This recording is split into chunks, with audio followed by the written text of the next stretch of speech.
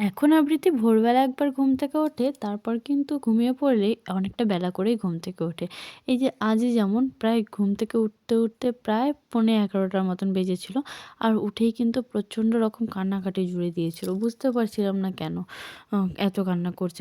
কোনো দিন ঘুম থেকে উঠে যদি বিছানায় আমাকে পায় তাহলে কান্না করে না। কিন্তু আজ উঠে গেছিলাম তার জন্যই হয়তো কান্নাটা করেছে।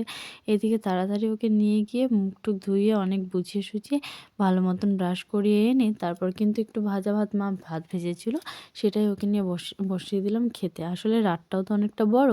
আর যেহেতু রাতে একবার একটু বোতলে দুধই খেয়ে নেয়, তারপরে তো অনেকটা সময় থেকে যায়, তার জন্য খিদেও পেয়ে যায়, তাও কান্না করে। আর শীত যে যবে থেকে পড়েছে দুপুরের খাওয়া-দাওয়া আমার তো লাটে উঠেছে। একটু পায়েস ছিল সেটাই নিয়ে বসেছি খেতে। সেটাই খাচ্ছিলাম। আর জানি না কবে এই ভাত খাওয়ার দুপুরের ইচ্ছেটা জাগবে। ইচ্ছেই করে না মোটেও এই ঠান্ডার মধ্যে। কার আমার মতন হয় বলো তো? তারপর সন্ধ্যাবেলা পড়াতে চলে গেছিলাম। পড়িয়ে এসে দেখছি ম্যাডামের এখন মুড ভালো আছে। দেখো কত সুন্দর সেজেছে, কাজল পরিয়ে দিয়েছে আমার দিদি। একদম আইলাইনারের মতন পড়েছে তো। আর আবৃত্তি সাজতে কিন্তু বেশ ভালোবাসে। সাজগোজের নাম শুনলে পরে ওর মনটা ফুরফুরে যায়। এদিকে বলছিলাম ক্যামেরার সামনে দেখা, তাই কিন্তু এক দৌড়ে পালিয়ে গেল তাড়াতাড়ি করে। একজন আমার আমার আমার এক খুব কাছের ফ্রেন্ড আমার জন্য এক এই রুদ্রাক্ষটা অর্ডার করেছিল, সেটাই আজকে চলে এসেছিল। তো ওটাই কিন্তু পার্সেলটা ওপেন করে নিচ্ছিল আমার ভাই। এখানে কিন্তু ২ টো রুদ্রাক্ষ আছে। একটা কিন্তু ৭ মুখী আছে আর একটা ৫ মুখী আছে। ৭ মুখীটা আমার জন্য আর ৫ মুখীটা আবৃত্তিকে পড়াবো তার জন্য।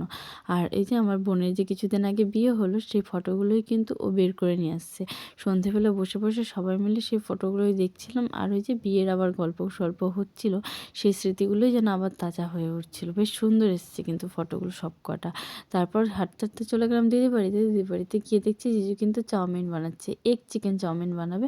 তো এগটা আগেই ফ্রাই করে রেখেছে, চিকেনটাও ফ্রাই করে রেখেছে। যেহেতু আমি চিকেন খাবো না, তাই আম্মাকে বলল যে, "ঠিক আছে দাঁড়া তোকে আমি একটু নরমালি এগ দিয়ে করে দিচ্ছি।" তাই সাথেই কিন্তু এগটা এড করে দিল তার মধ্যে। এদিকে এসে দেখছি দিদিও কিন্তু রাতের রান্না-বান্না করছে। সয়াবিনের তরকারি করবে, তারই সব জোগাড়-যন্ত্র করছে। আমিও আবৃত্তিকে নিয়ে ঘরের মধ্যে বসে গল্প করছিলাম। তার মধ্যেই জিজু আমাকে দিয়ে গেল এই চাউমিনটা, এগ চাউমিনটা। আর তাথইর কিন্তু চাউমিন খুব পছন্দ। তো দেখেই ও বলছে যে, "হ্যাঁ, আমি খাবো।" তো সেটাই খেয়ে দিয়ে তারপর দেখো রাস্তায় কি কুয়াশা। একজনও লোক নেই এত কুয়াশা দেখে। সেই কুয়াশার মধ্যে একা হাঁটতে বাড়ি চলে এলাম। রাধে, রাধে।